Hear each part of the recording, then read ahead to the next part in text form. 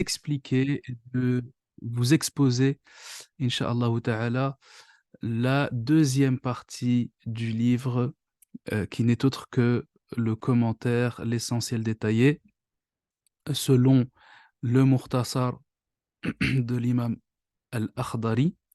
Cette deuxième partie du livre qui eh bien, a pris du temps pour pouvoir être enfin publiée, qui a pris du temps pour être totalement finalisée et qui nous permet justement enfin de pouvoir bénéficier du livre dans sa totalité, ce qui n'était pas le cas, puisque comme, en tout cas probablement un certain nombre d'entre vous le savez, seule la première partie concernant l'introduction du livre avait été publiée dans une première partie, dans l'objectif que justement la seconde puisse permettre ensuite de terminer l'explication du livre dans ce même format qui a été initié dans la première partie. Inch'Allah, on aura l'occasion d'en reparler. Donc, l'objectif très clairement, c'est de vous exposer quelles sont les spécificités de ce livre. Euh, Certes, en effet, ce sera la même logique que le précédent livre, puisque ce n'est autre que la continuité du précédent livre. Donc, si vous avez suivi les différents séminaires ou autres formations sur l'étude et la façon d'enseigner le premier livre, nul doute que vous allez retrouver énormément d'éléments dans ce webinaire lorsque ces éléments-là sont également présents dans la deuxième partie du livre. Maintenant, la deuxième chose qui est intéressante avec ce webinaire, c'est également que l'objectif sera d'illustrer les différences d'un point de vue de la disposition des fiches, etc., etc., différences que l'on peut remarquer et que l'on a été obligé de mettre en place par rapport au premier livre. Et dans ce cas, si vous avez déjà étudié ou si vous avez déjà acheté le premier livre et vous savez, vous avez déjà l'habitude de l'utiliser, eh bien, l'objectif, c'est aussi de vous faire comprendre ces différences.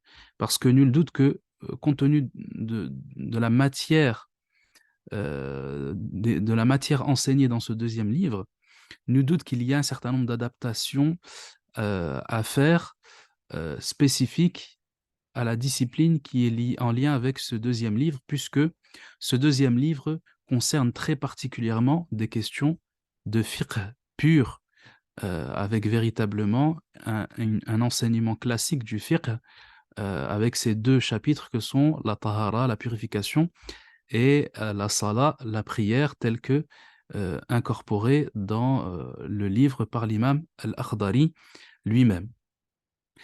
Mais avant justement d'évoquer ces différences, eh bien, nous n'avons pas d'autre choix que de revenir sur les raisons qui ont justifié l'écriture de ce livre. On va essayer de les résumer, parce que je sais que, évidemment, ceux qui ont suivi le séminaire connaissent ces raisons-là, puisqu'on a on a pris énormément de temps pour expliquer les raisons d'écriture de ce livre.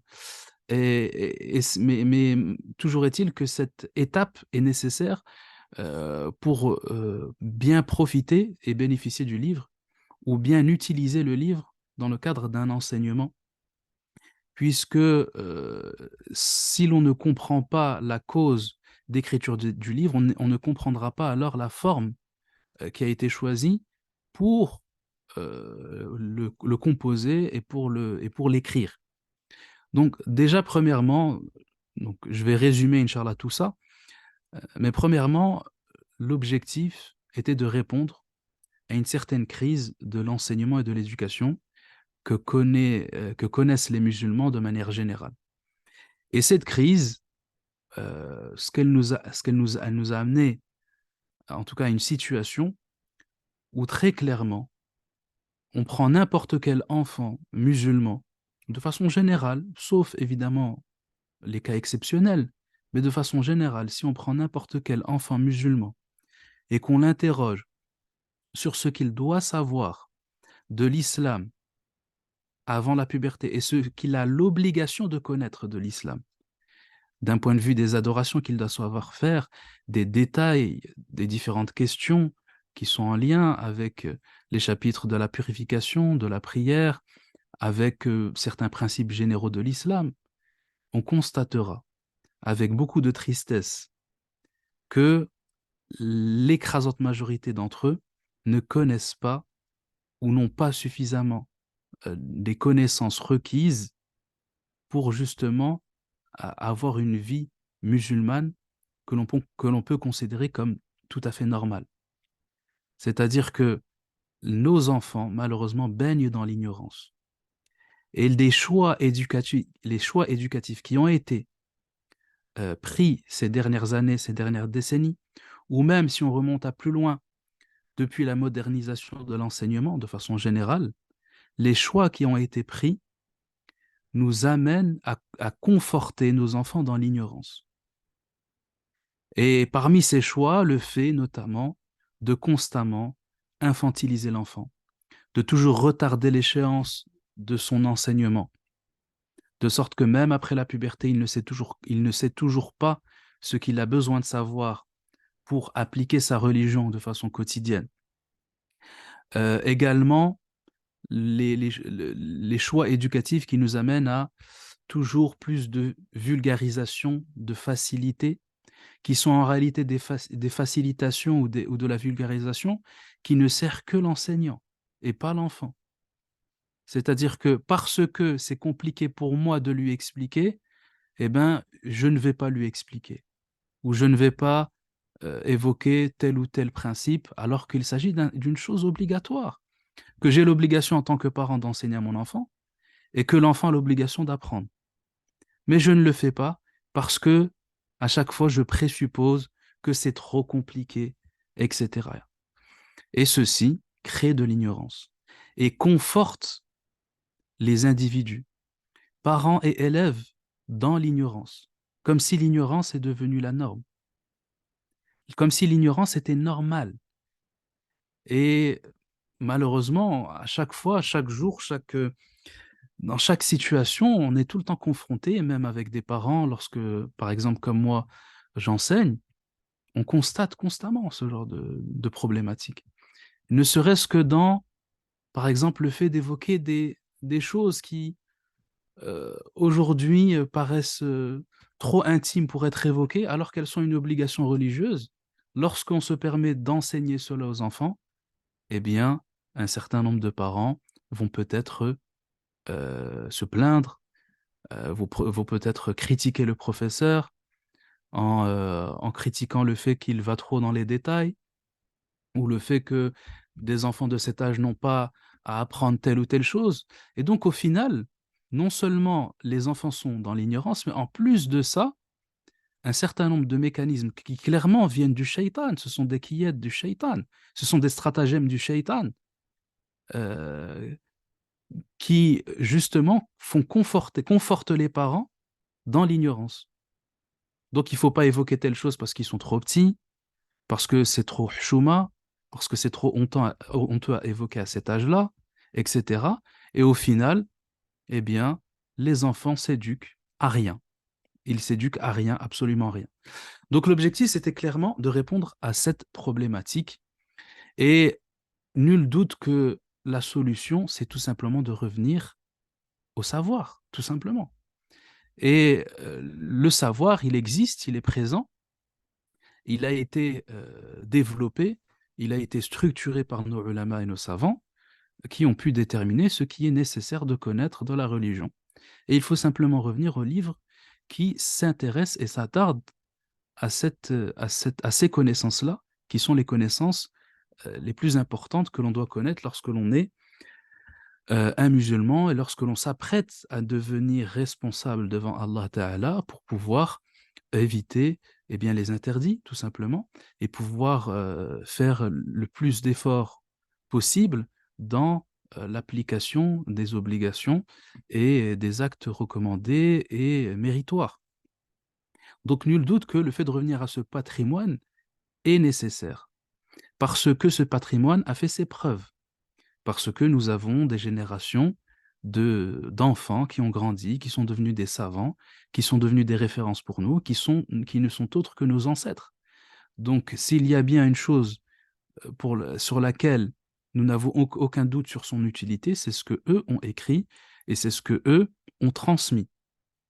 Donc, toute autre démarche qui sort finalement de cette vision traditionnelle, eh bien, nul doute que elle nous amène à une situation où finalement, nous n'avons pas de repères, nous ne savons pas ce que cela peut produire, et cela crée un grand nombre d'interférences, euh, alors que l'enseignement finalement est simple. Et il est simple depuis la révélation. Et depuis que les Sahaba ont transmis ces connaissances à leurs élèves, qui les ont transmis à leurs élèves jusqu'à nos jours. Donc voilà en ce qui concerne cela. En ce qui concerne les détails, on ne va pas y revenir dessus, on l'a déjà évoqué dans la première partie du livre, et on aura l'occasion lors de séminaires, Inch'Allah, d'enseignement, de clarifier cela aussi pour la partie 2, si besoin, Inch'Allah. Donc l'idée, c'était de rendre accessible dès lors, de mettre en avant cet héritage-là, mais nul doute qu'il faut le rendre accessible. Parce que si on ne rend pas accessible cet héritage-là, il sera très difficile d'accès. Parce qu'on l'a vu, on le sait, les livres traditionnels, lorsqu'il suffit simplement d'ouvrir un livre traditionnel pour comprendre qu'il est très difficile d'y accéder, ne serait-ce que par la lecture. Puisque il y a très peu de mise en page. Chez les anciens, il n'y avait quasiment aucune mise en page. Tout était écrit à la suite, il n'y avait pas de ponctuation. Certes, il y a une une façon à apprendre pour savoir déchiffrer et lire ces livres-là, mais c'est assez difficile, même pour un arabisant et même pour une personne qui est arabophone. Donc l'idée, c'était de rendre accessible. Donc on a essayé de rendre accessible avec un système que l'on considère comme étant le plus adapté pour rendre accessible des connaissances complexes, qui peuvent apparaître en tout cas complexes, au plus grand nombre. Donc l'idée, ça a été de mettre en place un système de fiches qui va permettre de rassembler toutes les connaissances d'un chapitre ou d'un sous-chapitre ou d'une thématique donnée dans une seule fiche, de sorte que euh, tout puisse être visible au premier regard, ce qui facilite la révision des connaissances et ce qui facilite l'accès aux connaissances parce que je n'ai besoin que de me mettre en face d'une fiche pour savoir exactement où je dois aller, parce que tout est rangé par thématique et par fiche. Donc je n'ai pas besoin de tourner les pages, je n'ai pas besoin de me dire attends, c'était à la page 37 ou c'était à la page 280 ou c'était à la page je ne sais quelle autre page, etc. Il n'y a pas besoin de cela.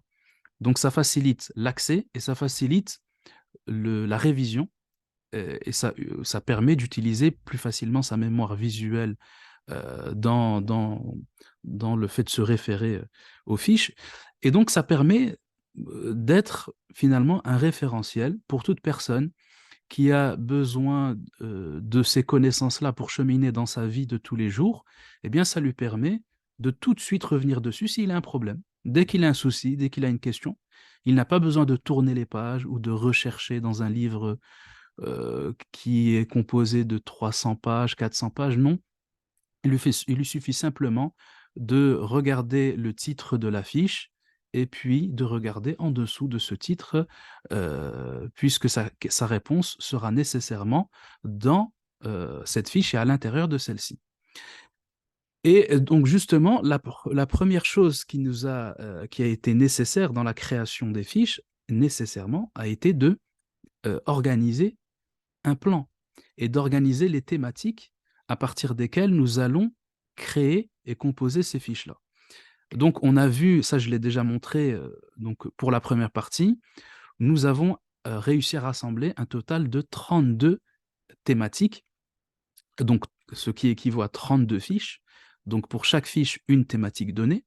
Et nous avions vu que dans la première partie, eh bien, les thématiques étaient très diverses, puisque l'objectif de la première partie chez l'imam al-Akhdari, c'est de donner les principes de la religion qui vont permettre à l'élève de se préparer, ou aux musulmans, de se préparer à étudier le fiqh ensuite. Parce qu'effectivement, le fiqh en lui-même, c'est une succession de mouvements d'actes, de paroles que l'on doit prononcer dans la prière, ou d'actes que l'on doit faire du wudu, lors du ghusl. Ce sont des successions d'actes.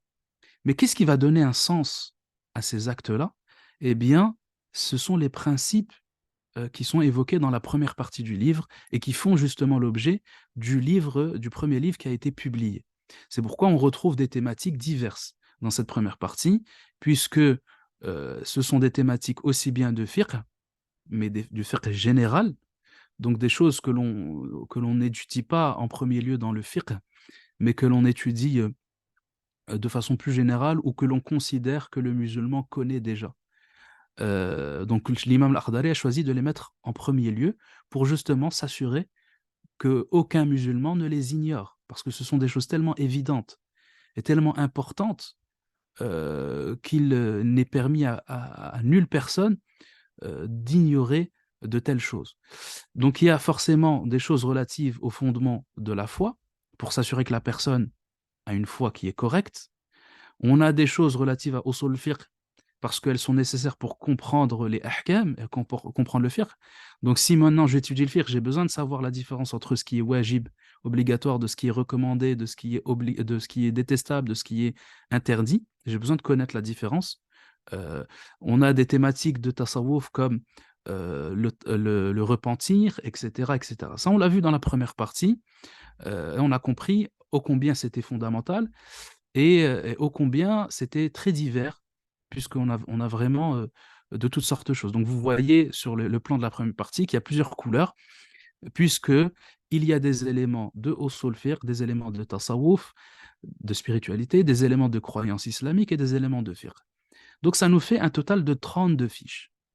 Donc effectivement, il y a 28 fiches numérotées, mais étant donné qu'il y a des fiches bis à chaque fois pour les thématiques qui sont très proches d'une fiche précédente, comme par exemple la fornication, fiche 21, qui est suivie de la fiche 21 bis sur les préliminaires de la fornication. Ce sont des sujets tellement proches qu'on a choisi de garder la numérotation pour ces fiches-là, donc ce qui donne un total au final de 32 fiches. Et pour la deuxième partie, eh bien, nous arrivons également à un chiffre similaire, puisque si on divise les différentes thématiques de fiqh que composent les chapitres de la purification et de la salat évoqués par l'imam al-Akhdari, nous arrivons à 34 fiches. Donc on voit quand même qu'il y a un certain équilibre, un équilibre d'un point de vue des thématiques, des mawadi'. D'un point de vue des thématiques, il y a un équilibre entre ce qui a été évoqué par l'Akhdari dans la première partie et ce qui a été évoqué par lui dans la deuxième partie, même si effectivement, et vous le savez, en tout cas si vous avez déjà feuilleté le livre ou si vous aviez déjà étudié le livre de le Mukhtasar de l'imam al-Akhdari, il est clair que l'introduction, elle est très courte. Elle est extrêmement courte, elle tient sur 1 page et demie, tandis que le reste du livre, sur la partie purification et prière, eh bien, c'est le cœur du livre et il est composé de 10 fois plus de pages. Et ce qui donne effectivement l'impression, très souvent, que la muqaddima n'est pas si importante que ça. Ça donne cette impression-là. Et très souvent, même dans le commentaire de cette partie-là, on est très succinct, on est très concis, alors que justement, c'est une muqaddima que l'on peut dire est extrêmement riche, et c'est même, on peut même dire plus que ça, l'originalité du livre de l'imam al-Akhdari, en réalité, elle se trouve dans cette première partie qui a déjà été publiée. Parce que vraiment, ce n'est pas commun. Si on prend les autres livres écrits par des fuqaha malikites, euh, c'est le seul qui a évoqué ces thématiques-là au début de son livre et qui a donné ce format-là à cette muqaddima, à cette introduction du livre, extrêmement concis, mais en même temps, tout en rassemblant un maximum de thématiques. Donc en réalité, dans ces quelques mots que compose l'introduction, on a vraiment un travail de concision qui est très impressionnant. Donc clairement, la partie la plus originale de son livre, c'est l'introduction. Et malheureusement, c'est la partie qui est la plus négligée. Je sais par exemple que certains, lorsqu'ils ont vu le livre, ils ont pu être déçus. Parce qu'on se dit, ben, en fait, c'est que l'introduction. Oui, mais c'est que l'introduction, mais cette introduction, elle est extrêmement fondamentale, elle est extrêmement importante. Et à tel point, c'est ce qui a justifié justement le fait qu'ils la mettent en première partie, pour créer cette continuité logique et pour amener ensuite à la partie fiqh et préparer à celle-ci de la meilleure façon possible d'un point de vue spirituel et d'un point de vue de tout ce qu'il y a à savoir avant cela. Donc clairement, il ne faut pas sous-estimer déjà dans un premier moment la première partie. Maintenant, ceci dit, cette deuxième partie, eh bien, effectivement, elle est aussi notable, elle est aussi très intéressante, et c'est la raison pour laquelle les ulama se sont focalisés sur le livre dans son entièreté. Mais ça nous donne un nombre de fiches qui est assez équivalent, et finalement, si on compte les thématiques. Donc on a 34 fiches. Pour la partie purification, donc là, vous voyez, ici, il y a toutes les fiches relatives à la purification, vous en avez 17. Donc, pour la partie purification, c'était beaucoup plus facile d'arriver à dissocier, à différencier les différentes thématiques, parce qu'on va voir que surtout dans la partie prière, c'est beaucoup plus complexe que ça pour remarquer et différencier les différentes thématiques et en faire des fiches ensuite. Mais toujours est-il que, voilà, lorsque l'on divise chaque paragraphe en fonction de la thématique, on arrive à ce nombre de thématiques.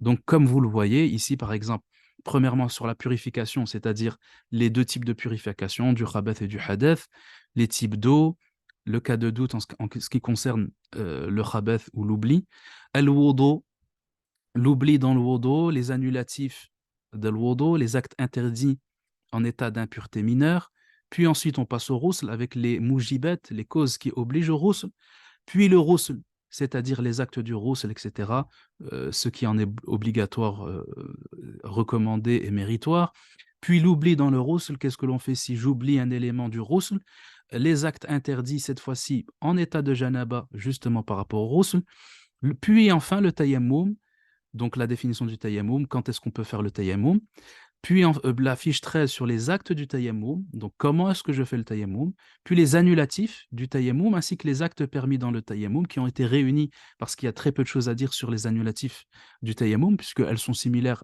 au wudu, puis les menstrues, les actes interdits en état de menstru, et enfin les lochis. Donc là, vous avez toutes les thématiques de la purification. Donc on constate à la lecture de chaque thématique que chaque thématique est différente et dissociée par rapport à l'autre. Et c'est ça, c'est toujours ça l'objectif, c'est de faire en sorte d'avoir cette dissociation, cette différenciation entre chaque thématique pour justement euh, pouvoir se concentrer dessus dans une seule fiche. Donc c'est ça l'idée. Donc là, vous constatez que la couleur, eh bien, elle est toujours marron, puisque c'est la couleur qu'on a choisie ici pour illustrer les thématiques de fiqh. Donc, ce sont toutes des thématiques de fiqh, évidemment, euh, en relatif à la purification. Ensuite, vous avez, deuxièmement, le deuxième chapitre sur la prière. Donc, sur la prière, vous avez également, donc dans la première, on avait 17 fiches. Donc là, ici, vous en avez également un nombre similaire. Et dans cette fiche, vous remarquez que, en tout cas dans ce chapitre, vous remarquez que également, ce sont toutes des thématiques pures de fiqh, si ce n'est en ce qui concerne la fiche sur le bienfait de la prière, puisque elle explique cette fiche, la partie dans laquelle l'imam al-Akhdari insiste pour illustrer l'importance du khushu' dans la prière et l'importance de la concentration dans celle-ci et la valeur et le mérite qu'a la prière à partir du moment où, eh bien, on fait preuve de khushu' et qu'on a ce sentiment de soumission vis-à-vis d'Allah Ta'ala, de khudu' lorsque l'on est en face de lui, et qu'est-ce que l'on doit faire pour atteindre ce khushu' dans la prière. Donc effectivement, cette thématique-là, elle sort du fiqh pour être plus dans le tasawwuf, et on connaît la proximité de l'imam al-Akhdari vis-à-vis du tasawwuf, puisque lui-même eh bien, était un mutasawwif, était un savant, un wali, comme il est établi biographie. Il était un grand ascète, un wali d'Allah Ta'ala, et il était Shadhili dans les invocations et les évocations qu'il utilisait au quotidien.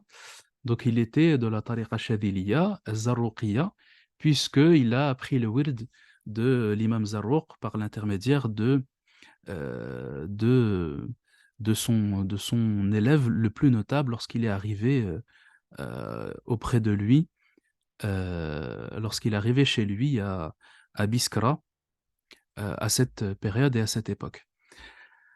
Euh, donc là, on remarque que les thématiques, donc encore une fois, elles sont très différentes les unes par rapport aux autres. Elles sont distinctes les unes par rapport aux autres. Donc, premièrement, vous avez la prière dans laquelle on définit la prière, puis les temps de prière, puis les conditions de la prière, les obligations, les actes recommandés et les actes méritoires de la prière. Là, ici, contrairement au wudu et au ghusl et au tayammum, en ce qui concerne la prière, on va y revenir, on illustrera cela, mais le choix a été fait de diviser en 3 fiches distinctes. Donc c'est pour ça que vous avez 4 fiches 21, la fiche 21.1, 21.2, 21.3, 21.4, parce que nous n'avons pas eu d'autre choix que de diviser les actes de la prière en obligations, sunan et fada'il, parce qu'il était impossible de les rassembler dans une seule fiche, il y avait trop d'éléments. Donc, c'est la raison pour laquelle on les a divisés en 3 et qu'on a choisi un format qui n'est pas chronologique, on le montrera après. Euh, et par contre, on choisit un résumé des actes de la prière ensuite qui réunit le tout de façon chronologique. Et on montrera la fiche, Inch'Allah, après. Donc ça, exceptionnellement, nous avons été contraints de diviser et séparer ces fiches-là. Ensuite, vous avez la fiche 22 sur les actes détestables, puis le bienfait de la prière, comme on l'a évoqué précédemment, la prière de l'incapable, elle ajiz, et les différentes situations euh, euh, et les différentes situations de permission dans laquelle il me deviendrait autorisé de prier de telle ou de telle façon, c'est-à-dire debout, puis debout appuyé, puis assis appuyé, etc. Puis vous avez le rattrapage de la prière. Ensuite, vous avez le sahou, l'inadvertance dans la prière. Et ici, encore une fois, les fiches suivantes, les fiches 27, vous en avez 3, tout simplement parce que il s'agit de la partie la plus, on va dire, la plus longue de l'imam al-Akhdari, où il énumère les différents cas d'inadvertance, mais au cas par cas. Donc il fait vraiment de la casuistique, puisqu'il évoque, après avoir évoqué les principes du sahou, et lorsque l'on néglige ou qu'on oublie quelque chose dans la prière, et que l'on rajoute, ou que l'on rajoute quelque chose par inadvertance dans la prière, il passe à l'évocation de chaque cas précisément, à des cas pratiques finalement, qui permettent de confirmer, de conforter les principes que l'on a vus dans la fiche 26 sur l'inadvertance de façon générale. Donc ça, c'est vraiment une succession de questions, et c'est vraiment la partie là où il a été le plus difficile de trouver une thématique à partir de laquelle différencier les 3 fiches, puisqu'il y a trop de contenu, et ce contenu-là ne peut pas tenir dans une seule fiche. Donc on a été obligé de diviser. Sauf que lorsque l'on a divisé, il n'était pas possible, compte tenu de la succession de questions, les questions ne sont pas nécessairement rangées d'un point de vue d'un lien logique. Certes, le lien logique, c'est l'inadvertance, c'est-à-dire, bah, s'il fait ça, il n'a rien à faire. S'il fait ça, il doit faire un soujoud après le salam. S'il fait telle chose dans la prière, il doit faire le soujoud avant le salam, etc. Le lien logique, il est là, mais il est trop général. Et on ne peut pas trouver un lien qui permettrait de séparer et de diviser encore plus les différentes questions. Donc, on a été obligé finalement d'intituler ces fiches-là autre cas d'inadvertance. Donc, vous avez finalement 3 parties à cette thématique-là qui réunissent dans les 3 fiches toutes les situations d'inadvertance évoquées par l'imam al-Akhdari. Donc, c'est vraiment le cas exceptionnel, parce que tout le reste, finalement, répond toujours à une thématique, et on s'est toujours efforcé de ça.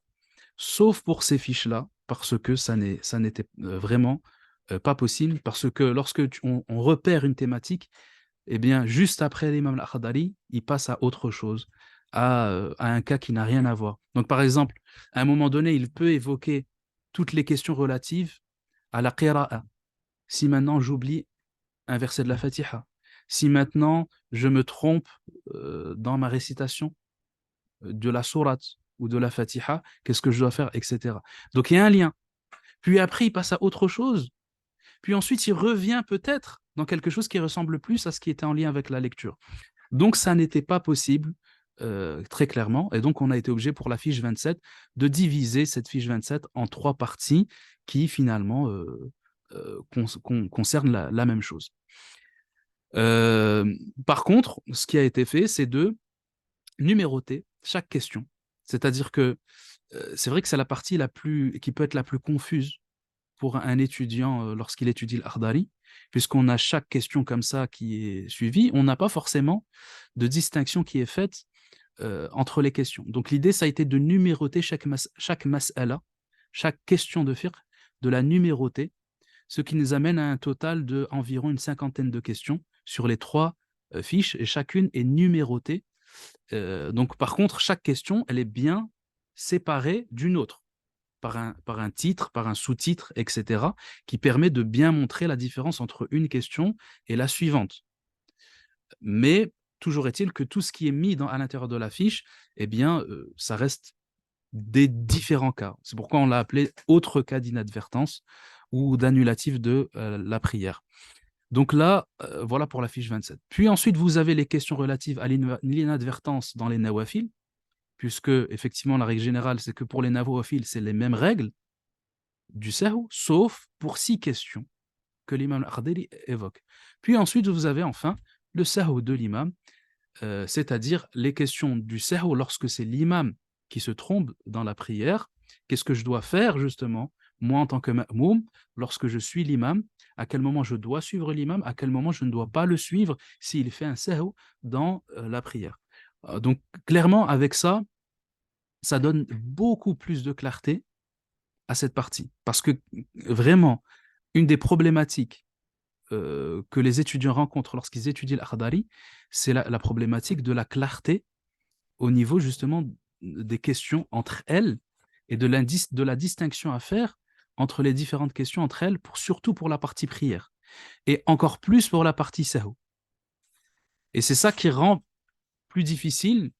Certes, on voit chaque cas pratique de façon très détaillée, et c'est ça tout l'intérêt du livre de l'imam al-Akhdari par rapport à d'autres muhtasarat, parce que clairement, le muhtasar de l'imam al-Akhdari, il se démarque par ça. Il se démarque parce que l'imam al-Akhdari a choisi de se focaliser en particulier sur le sahou, sur les détails, et sur chaque question précise, et chaque cas pratique précis qui découle de la règle générale. Là où dans d'autres muhtasarat, dans le cas du sahou, on parle juste de ce qui est général. Ben, on dit juste, voilà, quand il y a un oubli, ben, c'est avant le salam. Quand il y a un ajout, c'est après le salam. Si c'est un oubli, un ajout, c'est avant le salam. Si c'est un doute, c'est après le salam, sauf pour le mouwaswas, etc., etc. Ça, c'est général. Mais lui, il a choisi d'aller dans le détail, et il a évoqué un niveau de détail qui est véritablement proche, eh bien, des mutawalat, c'est-à-dire des livres les plus longs du madhab, les livres qui sont beaucoup plus longs. Et on reviendra sur les références que l'imam al-Akhdari a utilisées pour son livre, Inch'Allah, parce que c'est très intéressant, et ça a été nécessaire et très important pour la création du livre. Donc voilà par rapport au plan du livre. Donc on voit clairement quel a été le plan choisi par l'imam al-Akhdari à travers cela, et chaque fiche nous permet de distinguer tout cela. Donc ça nous fait 34 fiches pour la deuxième partie par rapport aux 32 de la première partie. Donc on est à un nombre équivalent de pages. Même si le matn en lui-même, il est plus long, évidemment. Là, maintenant, on va passer à la méthodologie que l'on a utilisée pour concevoir le livre. Quelle est la méthodologie que l'on a utilisée? Déjà, premièrement, il est nécessaire, lorsque l'on entreprend d'écrire un livre de cette manière, eh bien, de comprendre les références de l'auteur. Et ça, c'est malheureusement quelque chose qui n'est pas forcément fait lorsque l'on commente le livre d'un auteur. Ça n'est pas forcément obligatoire, mais toujours est-il que ça nous permet de mieux saisir les raisons pour lesquelles il a choisi telle formulation ou telle autre. Et également, ça nous permet aussi de se rendre compte de, de la, de, de l'aspect fondateur des formulations qu'il a choisi d'utiliser. Parce qu'on voit très souvent chez les ulama des échos. C'est-à-dire que lorsque certains ulama vont écrire une phrase, mais cette phrase-là, en réalité, elle se fonde, elle se base, même dans sa formulation, à partir de livres plus anciens, qui permettent justement d'ancrer encore plus cette formulation dans ce qui est connu et notoire et réputé, en l'occurrence du madhab maliki, en ce qui concerne cette matière-là, mais c'est le cas pour toutes les autres disciplines. Donc là, déjà, premièrement, il faut comprendre que l'imam al-Akhdari, c'est un imam du Xe siècle de l'Hégire. Donc il est né en 920, et selon l'opinion des, en tout cas des docteurs actuels, il est mort en 983. Ce qui est contraire à l'opinion qui est connue dans les biographies. Parce que dans les biographies, ce qui est plutôt référencé, c'est plutôt que l'imam al-Akhdari est mort en 953, c'est-à-dire 30 ans avant, et qu'il serait mort à 33 ans, extrêmement jeune. Sauf que un certain nombre de docteurs ont émis l'opinion que cette donnée n'est pas probable, que cette date n'est pas forcément correcte, parce qu'il serait établi que l'imam al-Akhdari a eu une certaine descendance qui fait il n'est pas possible qu'il soit mort aussi jeune. En tout cas, il y a d'autres arguments, il n'y a pas que ça, mais l'opinion la plus connue aujourd'hui, c'est effectivement qu'il est mort en 1983, contrairement à ce qui a été prétendu chez beaucoup de biographes anciens, qui est qu'il est mort en 953. Donc, toujours est-il qu'il est un savant du Xe siècle de l'Hégire. Et au Xe siècle de l'Hégire, les ulama malikites, et en particulier au Maghreb, ils ont des références qui sont incontournables et qui sont toujours des références à leur époque. Et ça n'est autre que le Mukhtasar d'Ibn al-Hajib. Ça, souvent, on oublie ce Mukhtasar parce il a beaucoup été occulté par le Mukhtasar de Khalil, qui est devenu la référence incontournable et ultime du Madhab Maliki, compte tenu des travaux qu'il a entrepris dans ce livre. Mais avant lui, la référence, très clairement, dans le Madhab Maliki, était le Mukhtasar intitulé Jami'ul Ummahat de Ibn al-Hajib, ce célèbre savant égyptien qui est mort au 7e siècle de l'Hégire, un grand savant égyptien à l'époque ayoubide. Donc il était de l'époque ayoubide, il est resté longtemps à Damas, puis il est revenu en Égypte, etc. Donc il a écrit ce livre-là qui vraiment a été un travail fondateur dans le madhhab maliki, dans le fait de regrouper les différents avis du madhhab de façon concise, tout en étant très clair dans sa formulation. Et effectivement, Ibn al-Hajib, c'est un savant vraiment polymathe, hein, très fort dans la langue arabe. Il a écrit des mukhtasar de référence dans la langue arabe, dans le nahu, également très fort dans Usul Fiqh. Il a écrit un autre mukhtasar, un résumé dans Usul Fiqh, qui est aussi une référence très importante dans les Usul, qui est justement appelé al-Mukhtasar al-Asli. Parce que comme il a écrit un mukhtasar dans les Usul, dans les fondements, on a appelé ce mukhtasar le mukhtasar fondamental, al-Asli. Et ce livre-là, dans le fiqh maliki, il est appelé al-Mukhtasar al-Fara'i, parce que c'est une branche. Le fiqh, c'est une branche de usul al-fiqh. Le fiqh découle de usul al-fiqh. pour différencier les deux. Donc, communément chez les ulama, on l'appelle le Mukhtasar al-Fara'i. Et ce livre, c'est une référence incontournable chez les ulama du 8e, 9e, 10e siècle et chez les Maghrébins notamment. C'est vraiment, ils l'ont vraiment pris comme une référence incontournable dès, après l'écriture de ce livre, donc vraiment 8e, 9e, 10e siècle, et ils ont énormément commenté ce livre, énormément. Que ce soit, et tous les ulama malikites ont beaucoup commenté ce livre. On pense notamment aux commentaires chez les Maghrébins de Ibn Abdissalam al-Tounoussi, Ibn Abdissalam al-Tounoussi, qui est un savant du 9e siècle et qui a écrit un livre extrêmement important dans le commentaire de ce livre-là.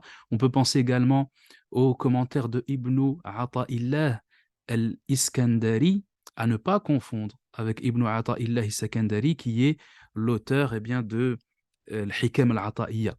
Ça n'est pas le même savant, mais c'est un autre savant qui est également d'Alexandrie et qui a écrit un commentaire très important sur ce livre-là. Et vous avez euh, celui qui finalement a fait la somme de tous ces commentaires, qui a bénéficié de tous ces commentaires-là et qui en a fait quelque chose qui a, qui a clairement dépassé tout ce qui a pu être écrit à cette époque-là, eh bien c'est Khalil lui-même. Donc le Khalil, le même Khalil, Ibn Ishaq, qui a écrit le Mukhtasar, son Mukhtasar, avant d'écrire son Mukhtasar, il a d'abord fait un commentaire de Ibn al-Hajib qu'il a intitulé At-Tawdih. Et ce livre-là, eh bien, il rassemble tout ce qui a pu être dit des précédents commentaires sur Jami'ul Ummahat. Et en plus de ça, il a apporté bien, sa capacité de tahqiq incroyable, puisque Khalil, ce pourquoi il est connu, bien, c'est pour la vérification, la capacité à se fonder sur les narrations du madhab pour en faire sortir une vérification extrêmement détaillée et extrêmement précise et chirurgicale des différents avis leur description sur quel avis est le mashhour, quel avis est faible, quel avis est préférable, etc. Donc il a fait un énorme travail, il a aussi fait un énorme travail sur le ta'lil, puisqu'il a justifié énormément de ahkam dans le madhab, en expliquant la raison de telle règle. Pourquoi est-ce que ça c'est juste détestable? Pourquoi est-ce que ça c'est recommandé légèrement?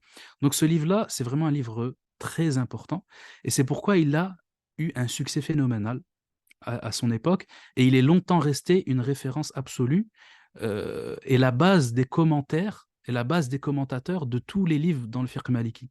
Donc très souvent, à cette période-là, 9e, 10e, la plupart des ulama maghrébins, lorsqu'ils commentent un livre, ils le commentent à partir de At-Tawdih, parce qu'ils le considèrent comme étant véritablement la référence qui a rassemblé absolument tout.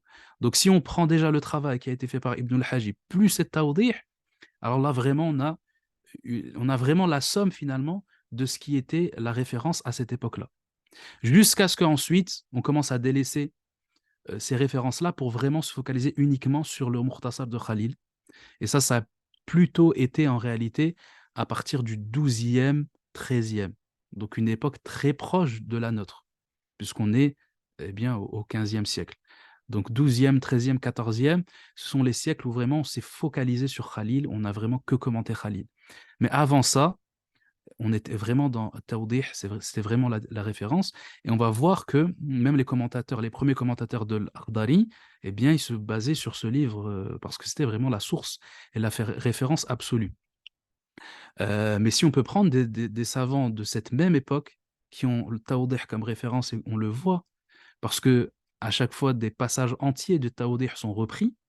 Bah, par exemple, vous avez Mayyara dans son commentaire de Ibn Ashir, c'est la même époque. Donc on retrouve le même intérêt et la même source de référence chez les commentateurs de Ibn Ashir, dont Mayyara, qui se fondent énormément sur At-Tawdih. Donc même quand sont citées des narrations plus anciennes que At-Tawdih, on cite la formulation de Khalil dans At-Tawdih. Et ça, c'est quelque chose de très très remarquable à cette époque-là.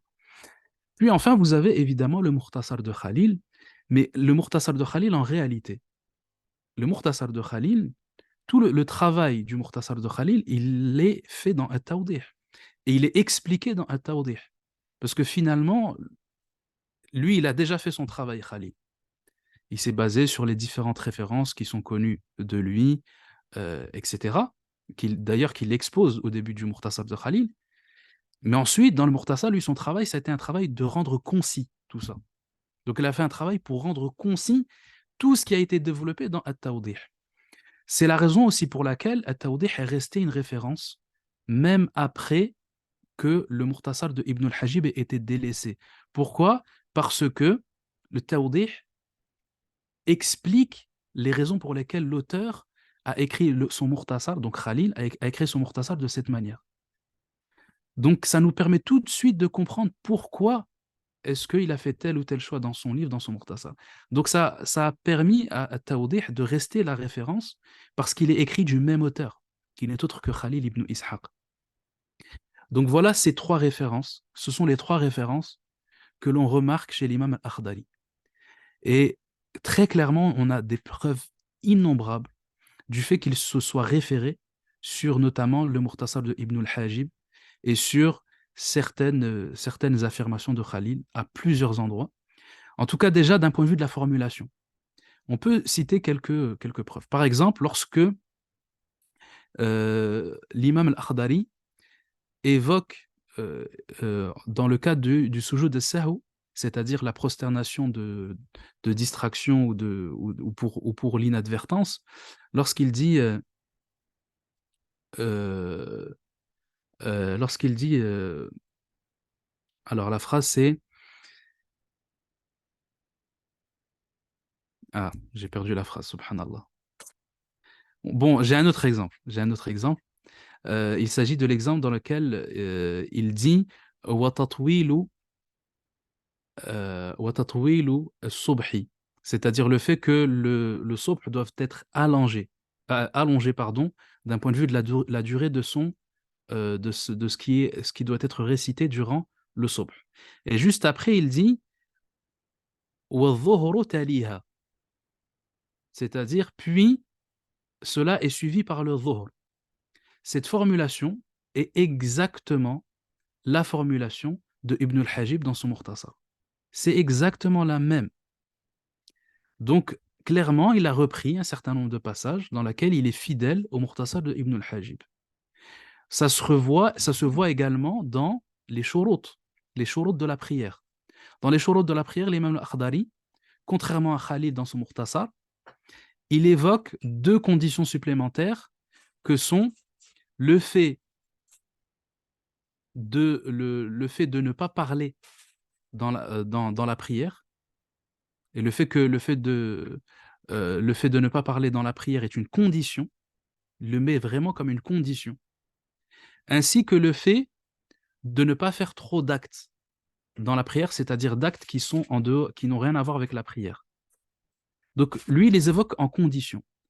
Khalil, dans son Mukhtasar, il n'évoque pas ces conditions. Il évoque que les quatre conditions qui sont connues, c'est-à-dire satrul awra, le fait de cacher sa awra, le fait de se diriger vers la qibla, et le fait comment dire, de se purifier du khabath et du hadath. Mais justement, l'imam al-Qadari, lui, rajoute ces deux conditions. Pourquoi?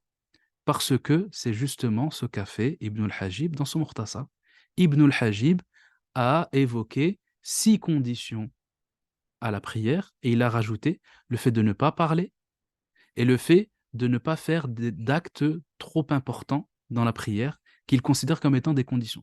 Khali, et là, on a une illustration de ce que je vous expliquais précédemment sur At-Tawdih sur l'importance de At-Tawdih dans la compréhension et de la raison pour laquelle Khalil a mis ça dans son Mukhtasar, a choisi de faire telle chose dans son Mukhtasar. Khalil, dans ce Tawdih, lorsqu'il explique les propos de Ibn al-Hajib, il critique Ibn al-Hajib. Il critique le fait qu'il ait rajouté ces deux conditions. Parce que pour Khalil, ces deux choses-là ne sont pas des conditions de la prière. Ce ne sont pas des conditions de la prière. Donc, d'un point de vue de la définition d'une condition, il considère que ce n'est pas des conditions. Donc, il les a enlevées dans son Mukhtasar et il n'en a évoqué que quatre. Comment est-ce que l'on comprend ça? On le comprend et on comprend le choix de Khalil dans At-Tawdih, puisque c'est dans At-Tawdih qu'il développe et qu'il explique les raisons pour lesquelles, pour lui, on ne devrait pas évoquer ces deux choses-là comme étant des conditions de la prière. Mais l'imam al-Akhdari, compte tenu de l'importance de Jami' al-Ummahat, du livre de Ibn al-Hajib à son époque, eh bien, il s'est basé sur son livre, tout simplement.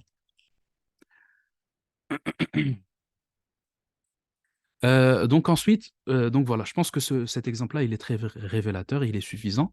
Maintenant, passons à la suite en ce qui concerne les commentaires. Parce qu'à partir du moment où on a compris les références de l'imam al-Khadari, on a compris euh, pourquoi est-ce qu'il a choisi telle formulation, que sa formulation elle est très proche de finalement ce que fait Ibn al-Hajib, on peut évoquer un dernier exemple en ce qui concerne le sujoud de sahou.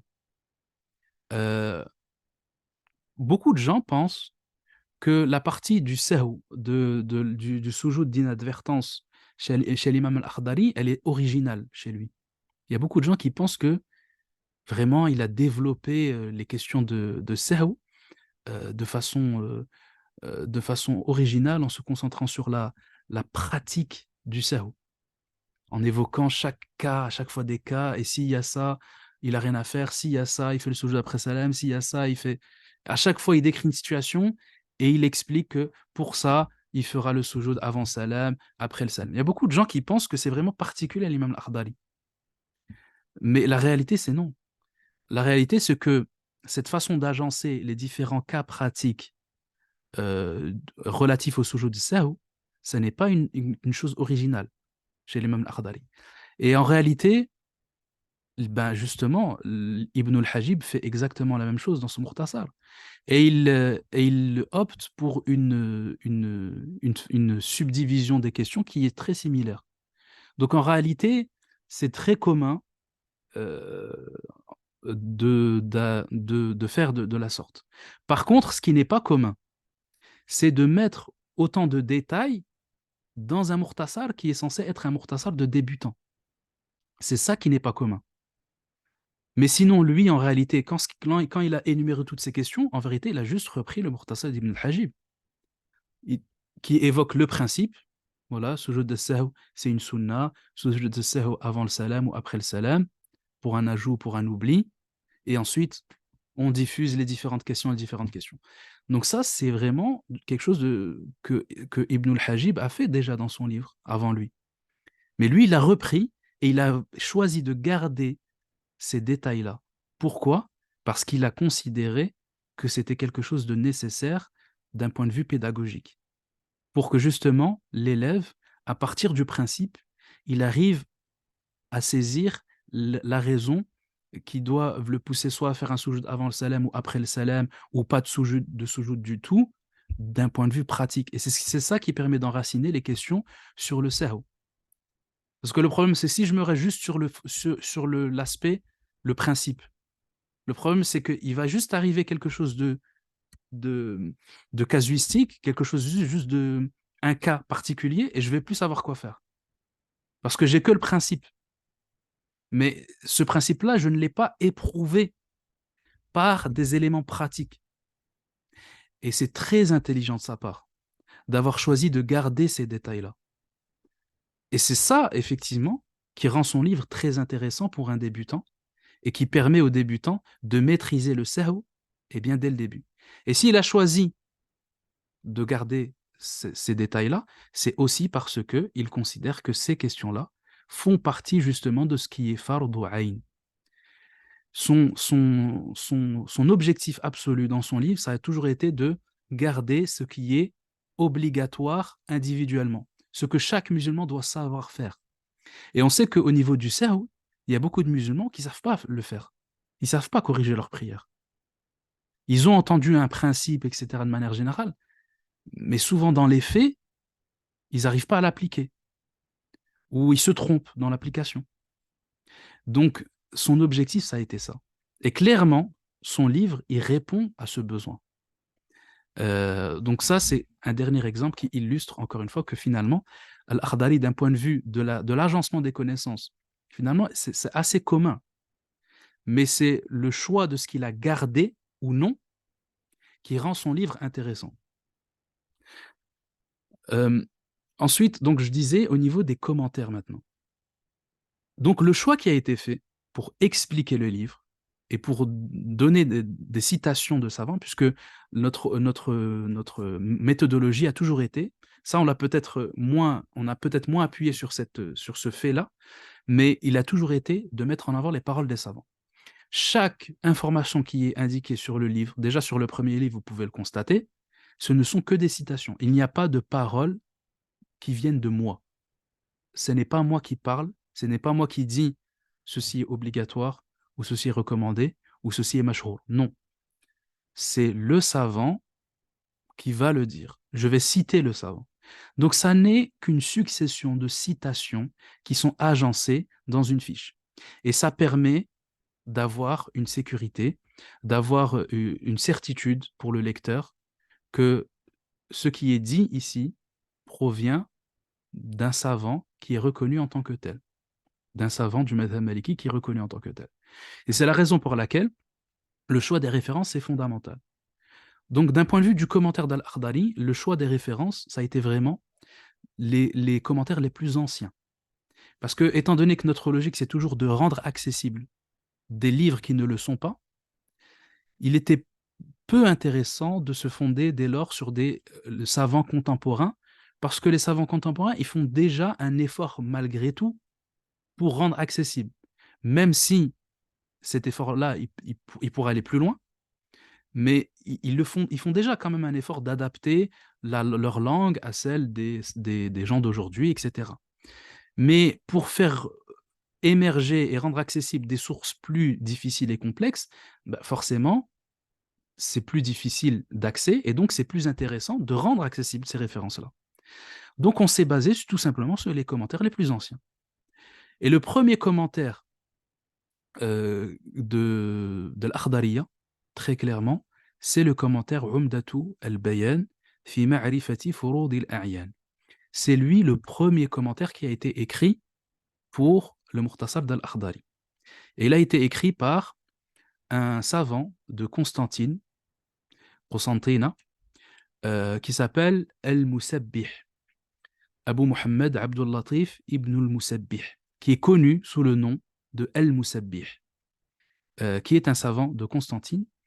Et le célèbre savant de Constantine au, au XIe siècle, qui n'est autre que Abdul Karim Feggoun, ce grand savant polymathe, Shaykhul Islam, tel qu'il était appelé à son époque, et qui est de la génération juste après ce savant-là, juste après Al-Musabbih, il a fait la biographie de ce savant-là, et il a attesté de son rang, et qu'il faisait partie des mouftis et des gens de la fatwa à Constantine, et qu'il enseignait le fiqh à Constantine, et qu'il s'occupait notamment des watha'iq et des différents, en tout cas des différents actes juridiques pour les gens de Constantine, et qu'il avait notamment une grande spécialisation et il était beaucoup plus attaché et intéressé par les questions reliées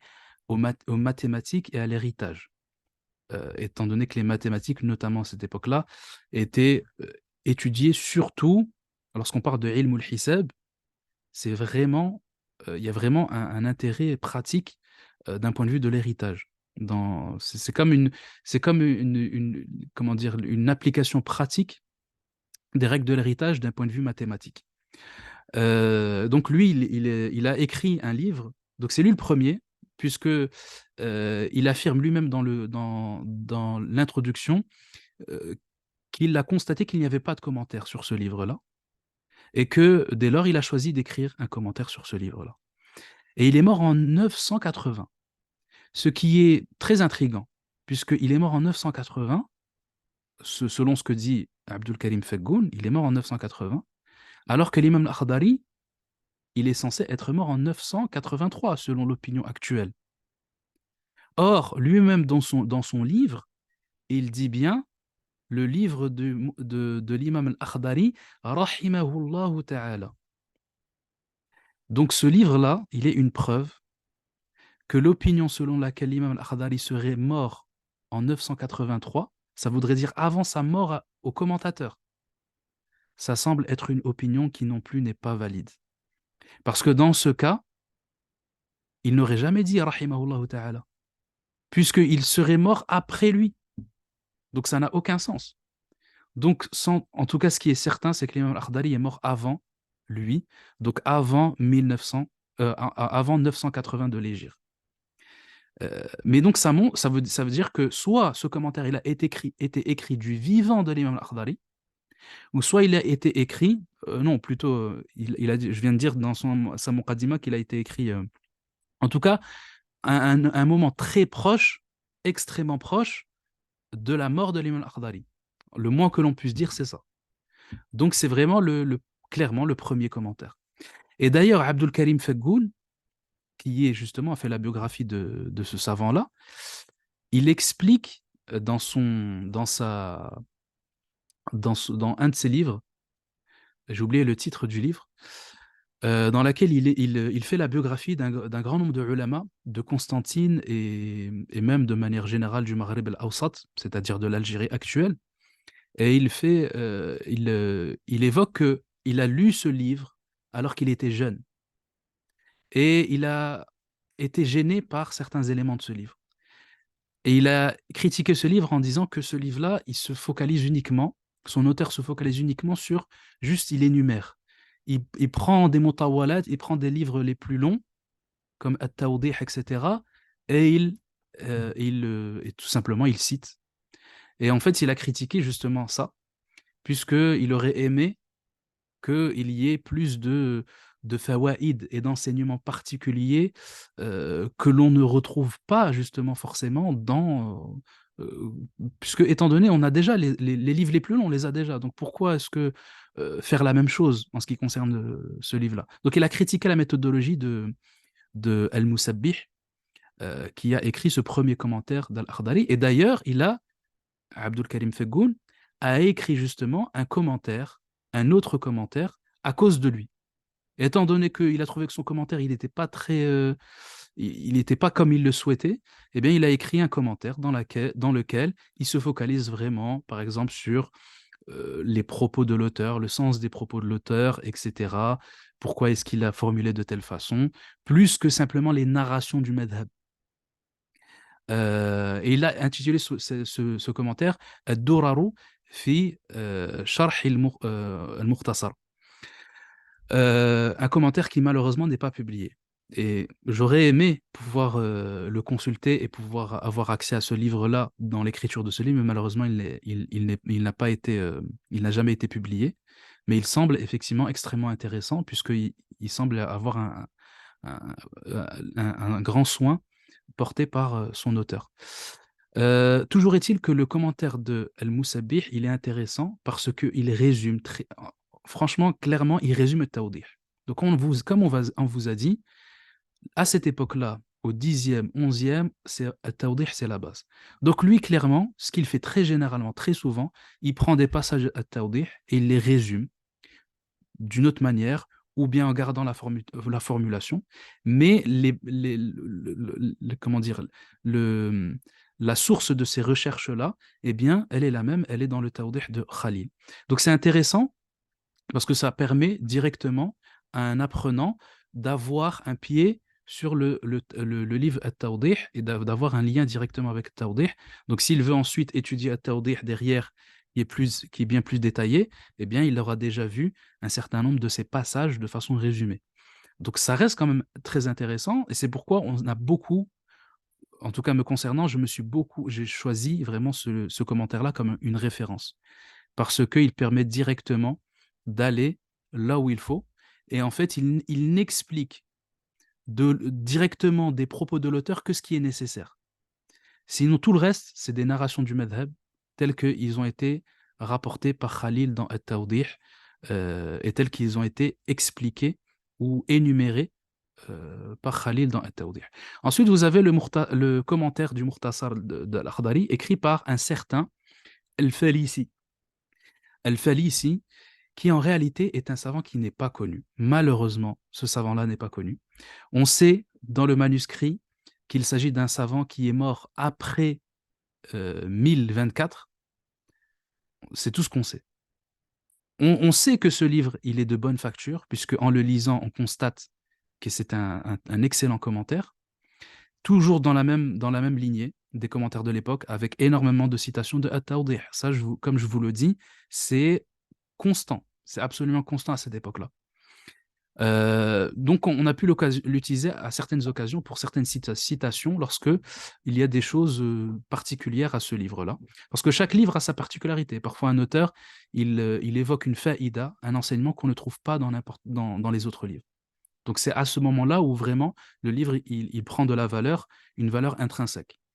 Ensuite, vous avez Minahul Ali, qui est le commentaire de référence chez les Shanaqita, chez les savants de Shinqit en Mauritanie, puisqu'il a été écrit par Mohammed ibn Mohammed Salim al-Majlisi, le célèbre savant de Shinqit, qui est vraiment une référence ultime chez les ulama de Shinqit, qui a beaucoup influencé la région de par son savoir et sa science, mais qui est beaucoup plus tardif. Donc, il est mort en 302, donc vraiment, il est de la fin du 18e, 19e siècle.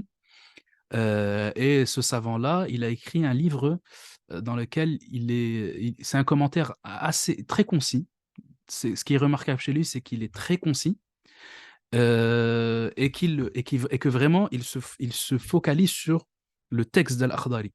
Donc, soit en clarifiant les phrases de l'imam Al-Akhdari et notamment aussi avec un grand souci pour le Mukhtasar de Khalil. Très souvent, il explique le Mukhtasar al-Akhdari par le Mukhtasar de Khalil, ce qui correspond plus à ce que font des savants de cette époque-là. Puisque à l'époque, donc 12e, 13e, c'est vraiment c'est l'époque des commentaires multiples sur Khalil et des commentaires qui sont très textuels. C'est-à-dire, on rajoute un passage de la phrase de Khalil pour l'expliquer. On rajoute une phrase qui va clarifier les propos de Khalil, comme ce que fait notamment beaucoup l'imam Ad-Dardir, le savant égyptien, qui est l'auteur du commentaire de référence pour Khalil, en tout cas aujourd'hui. C'est un commentaire de ce type. Donc très résumé, mais qui est vraiment, qui suit les propos de l'auteur, vraiment, et qui reste fidèle aux propos de l'auteur. Donc voilà les références qu'on a utilisées pour ce livre-là. Donc tous ces commentaires-là, vous allez les trouver en fonction de la situation dans chaque bulle, dans chaque endroit, pour expliquer les propos de l'imam Al-Akhdari. Bien sûr, à chaque fois, en évitant de rester trop sur l'aspect bibliographique. Là, je le fais justement pour présenter le livre, mais sinon, vous allez voir que on ne met jamais le nom des savants, si ce n'est en petit, pour indiquer sur la bibliographie. On aura l'occasion de montrer des exemples de ça après, euh, Inch'Allah. Donc clairement, la raison, tout ceci, tout ce que j'ai évoqué, explique pourquoi nous avons aussi énormément utilisé comme référence At-Tawdih, pour rester dans cette lignée-là et pour rester dans cette fidélité au texte de l'imam al-Akhdari et également pour rester dans cette fidélité aux commentateurs d'Al-Akhdari. Donc on a beaucoup pioché et utilisé les propos de Khalil dans At-Tawdih dans beaucoup d'endroits, Inch'Allah ta'ala.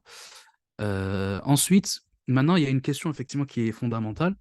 Comment est-ce que l'on a fait en ce qui concerne l'évocation d'avis multiples? Lorsque vous avez beaucoup d'avis, vous savez que dans dans le madhab maliki, vous avez énormément d'avis.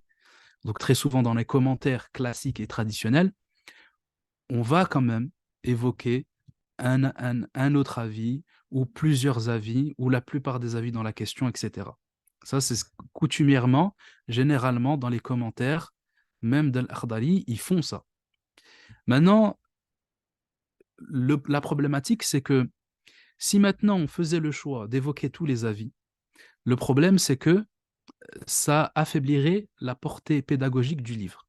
Parce que vous n'êtes pas sans savoir, en tout cas si vous avez étudié le fiqh, que l'évocation des différents avis peut être extrêmement perturbante. Déjà d'un point de vue de l'application. Parce que quand on évoque les différents avis, après, c'est une personne qui est avisée, elle sait qu'elle doit toujours suivre cet avis-là, l'avis qui est mashhour, ou bien l'avis qui semble être le plus. Elle a des outils pour savoir quel avis mérite d'être utilisé. Le problème, c'est que si on énumère des avis à des débutants qui ne savent pas quoi choisir, ben ils vont rester dans l'expectative, ils vont pas savoir choisir. Donc ils vont être là, ils vont se dire, mais au final, j'ai appris ça, j'ai appris que dans tel mas'ala, il y a 4 avis, j'ai appris que dans tel mas'ala, il y a 5 avis. Mais le problème, c'est qu'il ne saura pas choisir lequel de ces avis utiliser.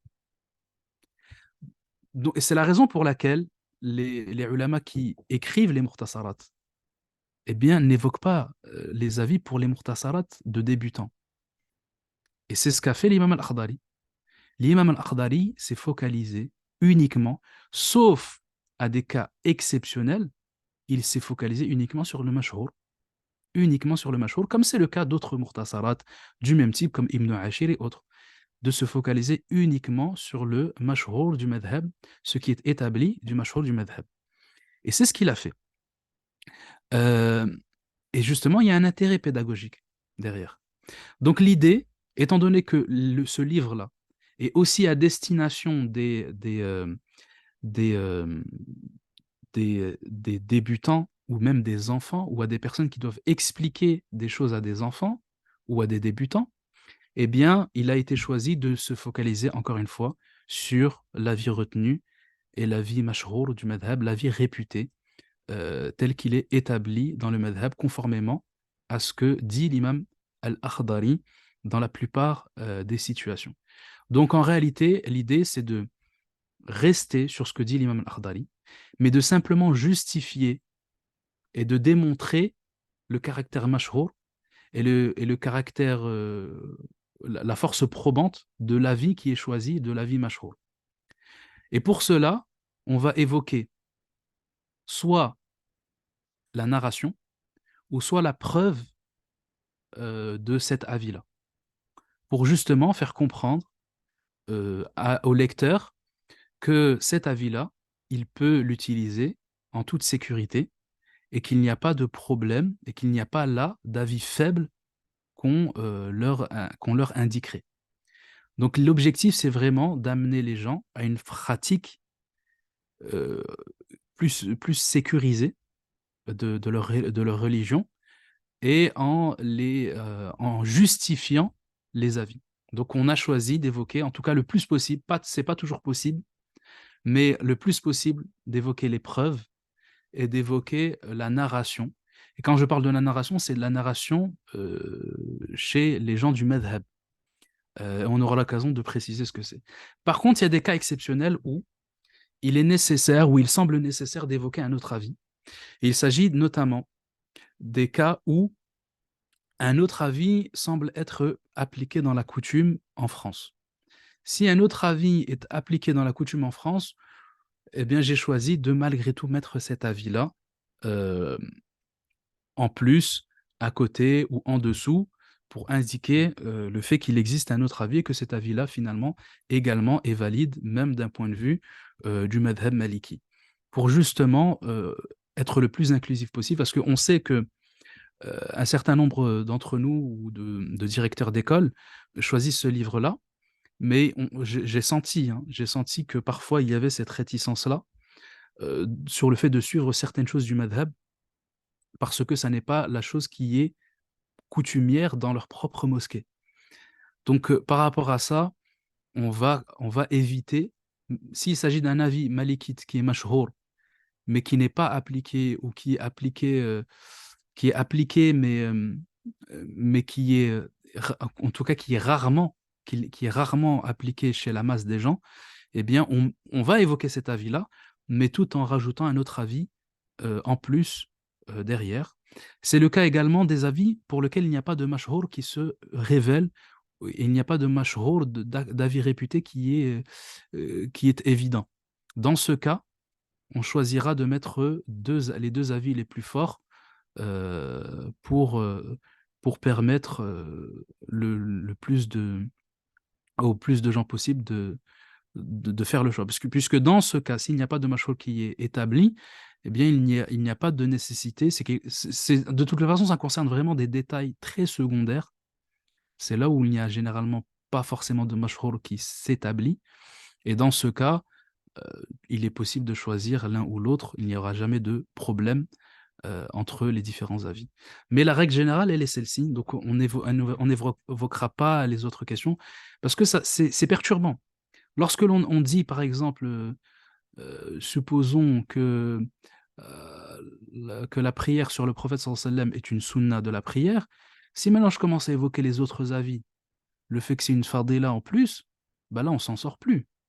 Parce que l'imam al-Akhdari, déjà, premièrement, lui, il l'a évoqué en tant que sunna. Donc, si moi, je viens et je l'évoque en tant que fardila, c'est extrêmement problématique. Donc, ça perturbe. Et après, l'étudiant ne sait plus, attends, mais c'est sunna ou c'est fardila ou c'est wajib? Parce qu'on a évoqué énormément d'avis. Donc, il faut déjà faire en sorte que s'enracine ce qui est retenu et ce qui est établi. Et ensuite, pour d'autres livres, des livres plus détaillés, pour des livres qui évoquent les khilafs, comme justement Khalil évoque les khilafs, il évoque les divergences. Al-Risala, il évoque les divergences. Ibn al-Hajib, il évoque les divergences. Dans ce cas, pour ces livres-là, eh bien, ce sera l'occasion d'évoquer les divergences à ce moment-là. Mais pour un livre comme Al-Akhdari, le plus important, c'est de établir et de faire du ta'sil, de justifier, de montrer la force de ces avis-là qui ont été choisis par l'auteur. C'est ça le plus important.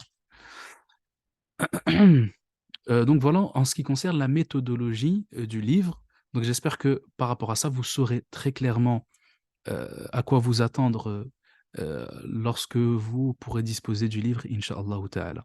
Maintenant, au niveau de la méthodologie, ça c'est une partie qu'on va évidemment passer très rapidement. La méthodologie d'enseignement du livre, elle est exactement la même que pour le premier livre.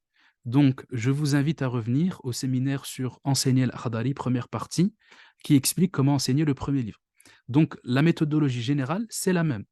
Donc, on peut adapter le livre par auditoire, en fonction d'enfants, que ce soit des enfants ou des adultes, s'ils sont de tel âge, etc. Donc ça, on a bien détaillé ça dans le séminaire enseignement précédent.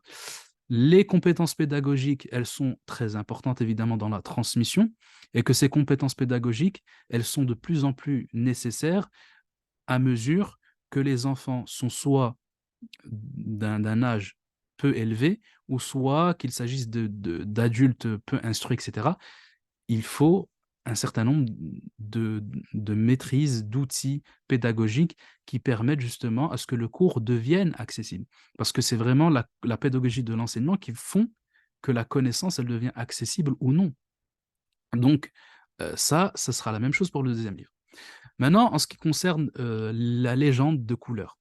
La légende de couleur, la base, elle est toujours la même, c'est celle que vous voyez ici.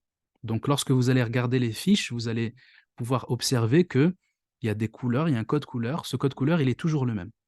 Donc, vous avez les exemples en turquoise, vous avez tout ce qui est en rouge, derrière un arrière-plan rouge, eh bien, c'est pour indiquer sur le fait que je ne dois pas évoquer ces connaissances-là à des élèves de moins de 12 ans. Par exemple, si on prend dans la fiche sur les moujibat du Rous, il y a les deux causes qui sont évoquées, c'est premièrement l'ihtilem. L'ihtilem, on peut l'évoquer aux enfants, on l'a déjà évoqué dès la première fiche, donc ils savent ce que c'est. Le rêve mouillé, donc c'est très facile d'adapter cette connaissance-là en disant que c'est lorsque tu as un liquide qui sort, lorsque tu te réveilles, dans ce cas-là, tu sais que tu dois faire le rousse, en l'occurrence. Maintenant, il y a la deuxième cause, maribul hashafati fil farj, c'est-à-dire le fait que comment dire, la partie extrême de la verge de l'homme, eh bien, entre dans les parties intimes de la femme. Donc cette connaissance-là, elle se trouve dans le livre, mais elle est en rouge. C'est-à-dire que elle ne devra pas être évoquée aux enfants de moins de 12 ans parce que c'est quelque chose qu'ils ne sont pas en mesure nécessairement de comprendre à cet âge-là. Par contre, à partir de 12 ans, ce sera possible. On a tout fait, en tout cas, dans le livre pour faire en sorte que les choses explicites soient, en tout cas, le moins explicites possible. Pour que justement, même si, même si elles se trouvent dans le livre, elles ne pourront pas être comprises par l'élève s'il a moins de 12 ans. Donc, c'est ce qui permet justement d'éviter une situation où ce sera mal compris, ou bien où ce sera trop explicite. Donc, on a fait en sorte, d'un point de vue de la traduction, de faire en sorte que ce soit le moins explicite possible. Et on a mis le code couleur rouge pour les endroits où il faut vraiment adapter le contenu et ne pas évoquer telle ou telle chose. Donc ça, c'est toujours présent. Mais notez toujours est-il, faut rappeler encore une fois que ces connaissances, les ulama anciens n'avaient aucune gêne à les évoquer. Et ce, depuis l'époque des salafs. Il n'y a jamais eu de problème. Ça n'est devenu un problème que depuis cette époque moderne. C'est uniquement depuis l'époque moderne et depuis l'occidentalisation des mœurs que c'est devenu un problème. À l'époque, ils n'avaient aucun problème à évoquer ça. Juste, vous prenez juste Risala, dont on sait, de par son introduction, qu'elle a été écrite pour des enfants. Le premier chapitre, juste après, dans Risala, il évoque al-ladhatu al-kubra, al-ladhatu al-sughra, le plaisir, le grand plaisir, le plaisir mineur, le mani, la définition du mani dans le détail, etc. La première des choses, juste après l'introduction, il évoque ça. Donc, clairement, ça n'a jamais été un problème. Malgré tout, on va adapter le contenu lorsqu'il est incompréhensible par l'élève. Il ne peut pas être compris par l'élève d'un point de vue de son âge. Dans ce cas-là, on va juste adapter l'explication, mais malgré tout, ça reste des connaissances qu'il va devoir apprendre lorsqu'il va se rapprocher de la puberté. Donc, nous, on a déterminé cet âge de 12 ans, qu'on considère comme étant vraiment le plus correct, justement pour prendre en compte tous les facteurs qui existent à notre époque. On considère vraiment que 12 ans, en tout cas, on peut pas. 12 ans, tous les élèves, ils savent, ils comprennent de manière générale à quoi est-ce qu'on fait allusion dans ce type de questions. Et également, c'est suffisamment tôt pour les préparer. Parce que si on retarde encore plus, 14 ans, 15 ans, 16 ans, c'est beaucoup trop tard. L'élève, il a déjà eu le temps de faire bien des choses. Si on ne commence à expliquer ce genre de choses à partir de 14, 15, 16 ans. Donc, l'âge de 12 ans semble le plus correct par rapport à notre époque et par rapport à notre situation. Wallahu a'lam. Donc, il faudra se référer à ces couleurs-là. Pour les types de ahkam, c'est toujours la même chose, c'est toujours les mêmes couleurs que dans le premier livre. Obligatoire bleu, vert recommandé, autorisé rose, détestable jaune et orange interdit. Donc, ce sont les mêmes couleurs. Donc, à chaque fois, quand vous allez avoir un hukm, s'il est de telle couleur, ça indique sur le hukm de cette chose-là que c'est interdit, détestable ou autorisé, etc., etc. Donc, ça ne change pas. Par contre, il faut noter une chose, c'est que au niveau des exemples, il est vrai que dans cette partie du livre, cette deuxième partie, il y aura beaucoup moins d'exemples. Parce que il est beaucoup plus rare de pouvoir faire un exemple. Il y aura des parties où ce sera nécessaire, évidemment. Donc on mettra les exemples. Comme par exemple, là, ici, vous avez un exemple d'un endroit qui se trouve dans la fiche, la première fiche sur la purification. Donc, les différents endroits de la purification. Vous avez des exemples qui vont être nécessaires à évoquer dans d'autres endroits au niveau des types d'eau. Donc, exemple d'un type d'eau, exemple d'une eau qui a été mélangée, etc. Euh, vous allez avoir des exemples dans la partie sur le nifes et sur les menstrues, donc sur les lochis et les menstrues, parce que il est nécessaire de concevoir la chose par l'intermédiaire d'exemples pour bien la saisir et la comprendre.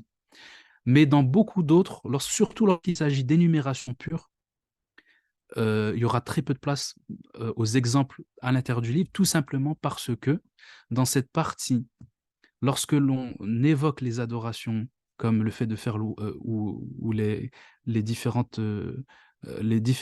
actes de purification, comme le wudu, le ghusl, la prière, etc., l'exemple, c'est le professeur. Donc le professeur, il va devoir faire un travail de mise en pratique avec les élèves, qu'on aura l'occasion, Inch'Allah, de voir aussi durant le séminaire d'enseignement, puisque la mise en pratique par le professeur avec les élèves, elle est fondamentale pour enraciner la connaissance. Sinon, eh bien, ce seront des connaissances qui seront oubliées et qui ne seront pas appliquées, notamment par rapport à ce sujet de sahou. Si maintenant je ne me mets pas en face de l'élève et je mime la situation d'un oubli, donc je récite la Fatiha et j'oublie un verset de la Fatiha, je récite la Fatiha, je la récite devant les élèves, Alhamdulillah Rabbil Alamin, et après, je fais le recours sans avoir évoqué, ou sans avoir récité la sourate. Qu'est-ce que j'ai à faire? Il y aura tout ce travail-là de mise en pratique et d'exemple vivant.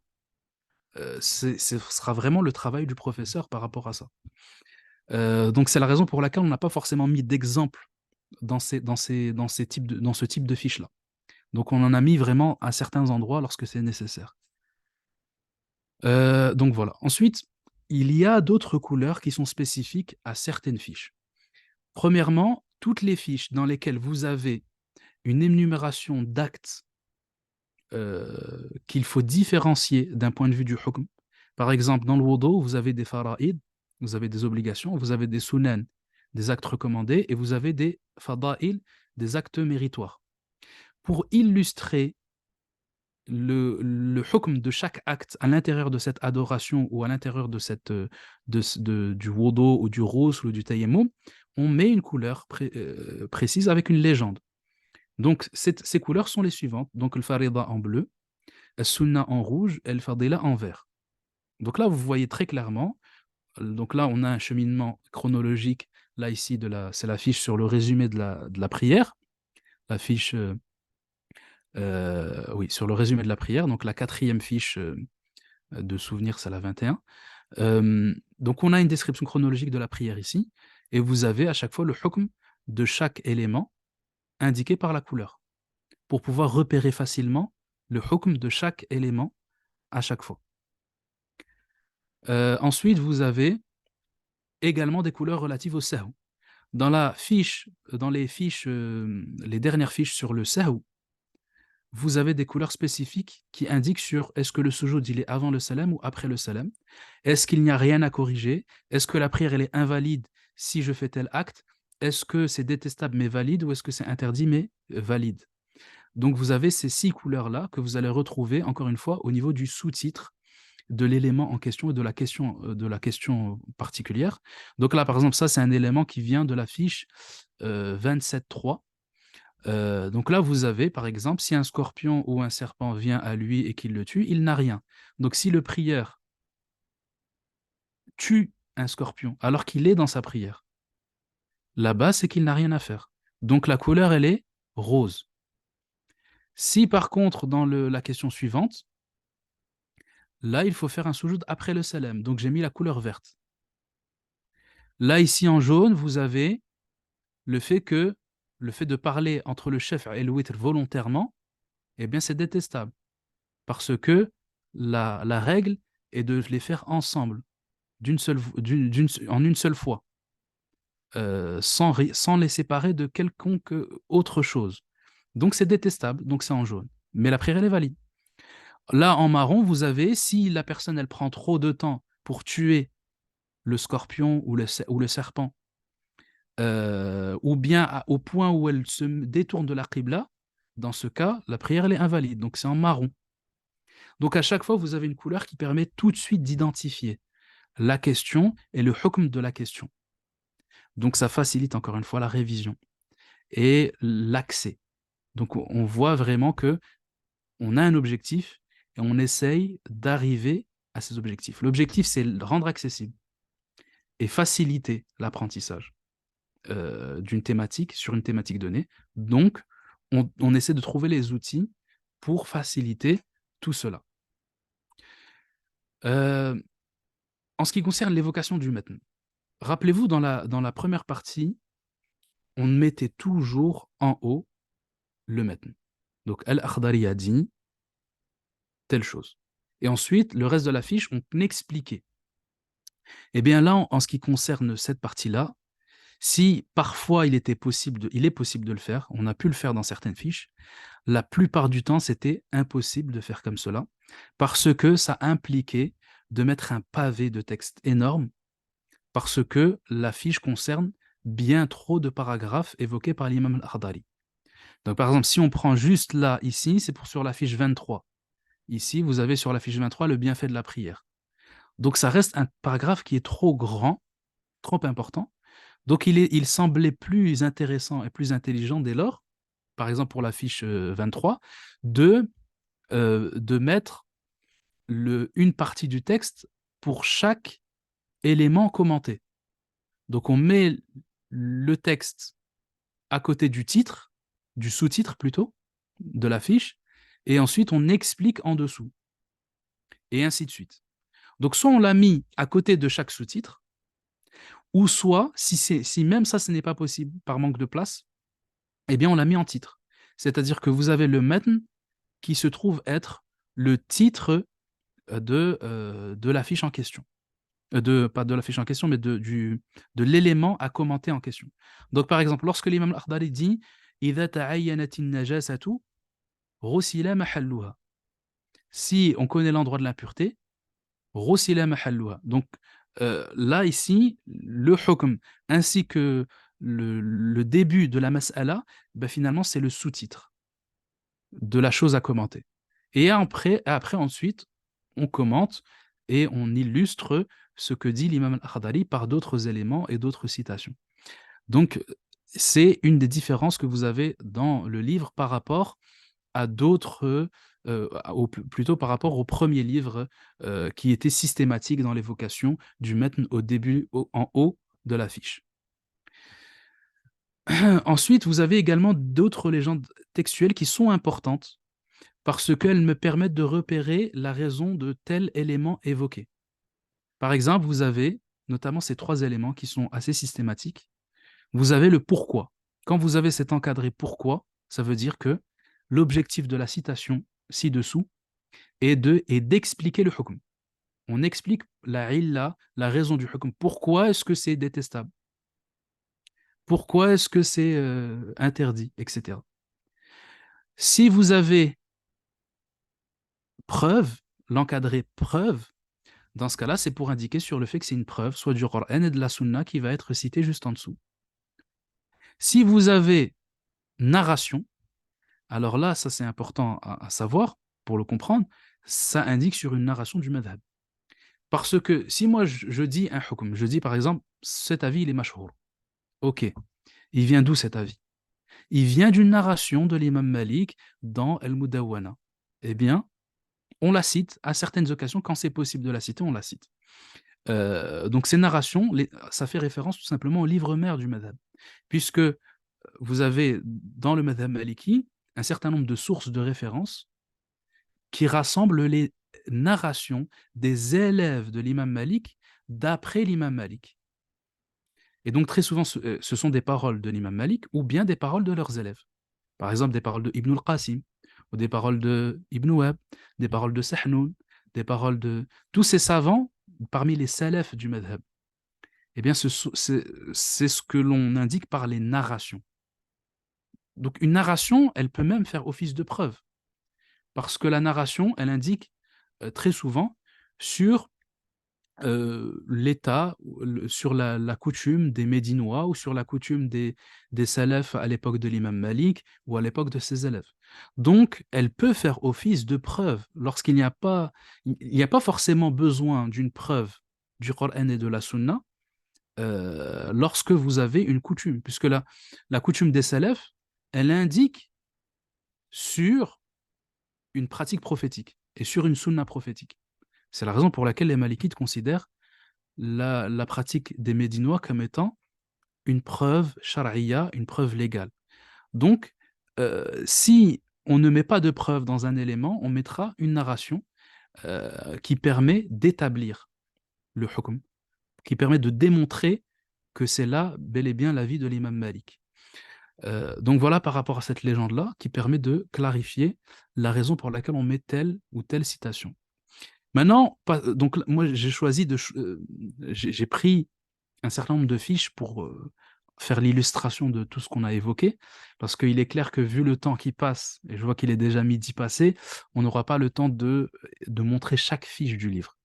Par contre, on montrera, ce qui semble intéressant, c'est de montrer les différents types de fiches, puisqu'on a des fiches qui sont différentes par rapport aux autres. Euh, dans la première partie, on a vu que le système, il était toujours plus ou moins le même. On avait toujours une partie définition, une partie preuve, une partie hukm, une partie euh, énumération et type, etc. Là, ici, c'est beaucoup plus complexe dans la partie 2. Il y a plusieurs autres types de fiches. C'est difficile de faire dans le classique.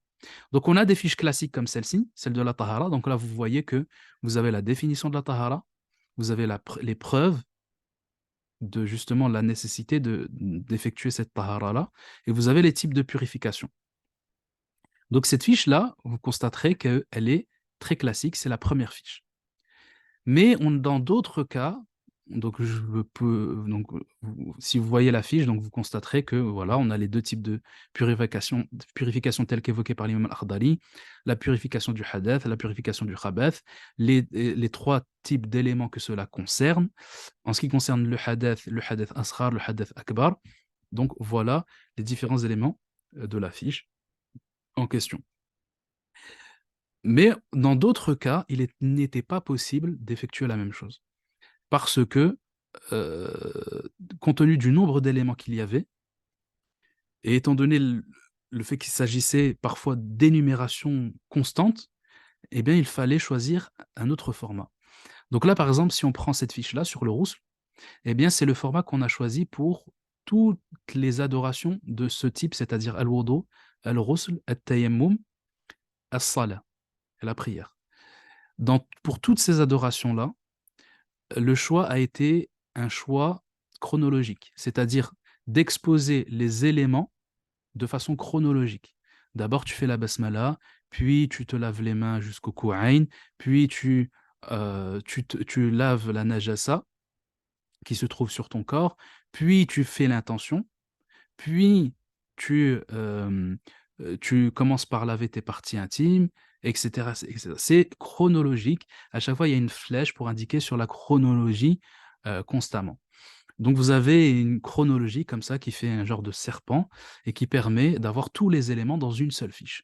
Donc, le choix, clairement, ça a été un choix chronologique et qui nous oblige à un format différent pour ce type de fiche. Donc, toutes les fiches comme ça, elles ont le même style. Ensuite, vous avez d'autres fiches qui peuvent être remarquables d'un point de vue de leur forme. Par exemple, celle sur la prière de l'incapable.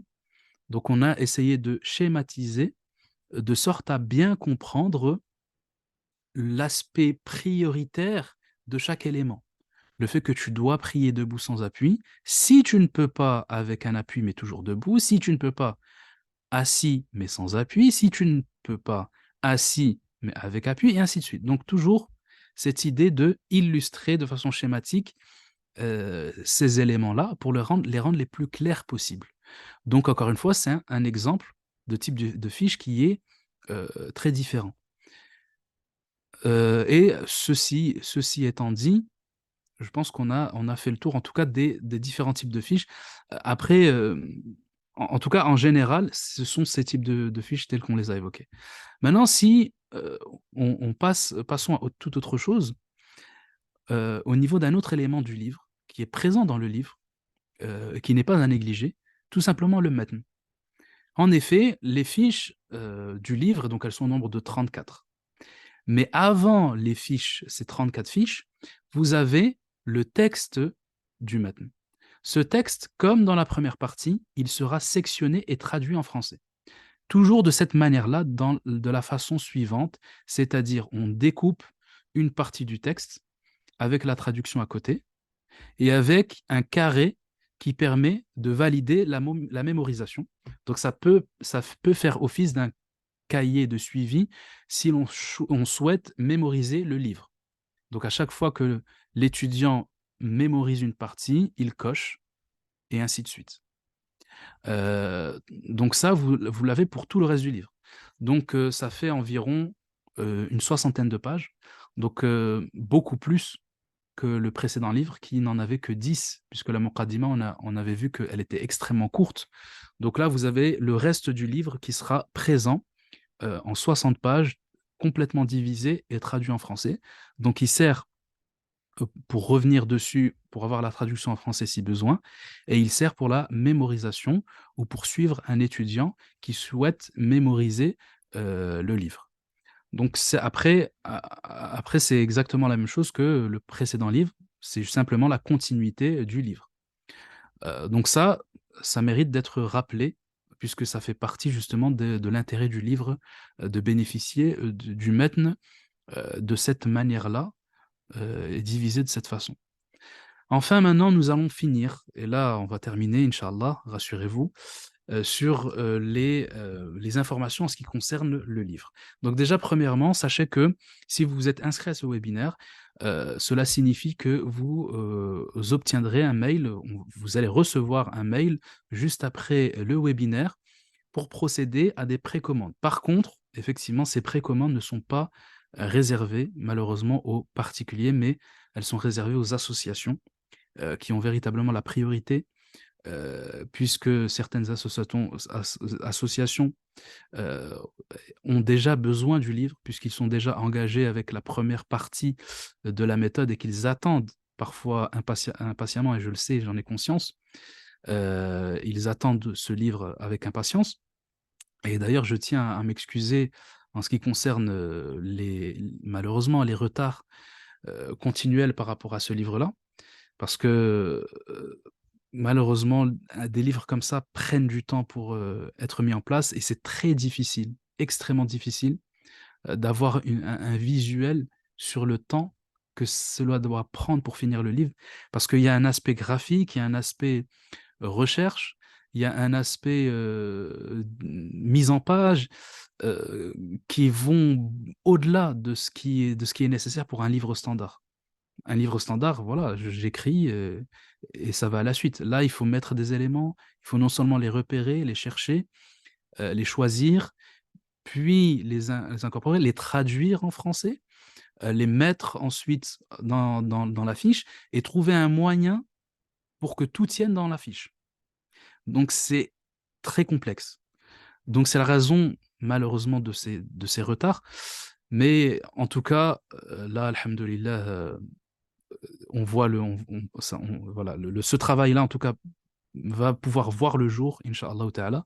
Donc, les précommandes concernent les associations et elles seront effectuées, en tout cas, le, la transmission de ces livres-là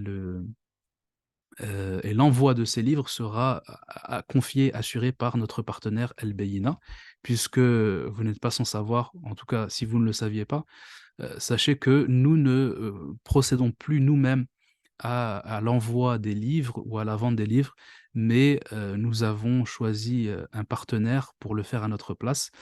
Donc, ce sera vers El Baïna qu'il faudra se tourner pour l'achat de futurs livres à l'avenir, en sachant que les promotions sont les mêmes, c'est-à-dire pour les associations de moins de 50%, et pour les commandes de plus de 100 exemplaires.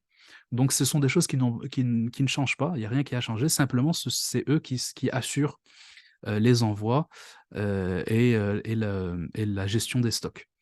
Maintenant, en ce qui concerne la date de lancement, eh bien, la date officielle sera le 8 janvier, où véritablement tout le monde pourra accéder au livre.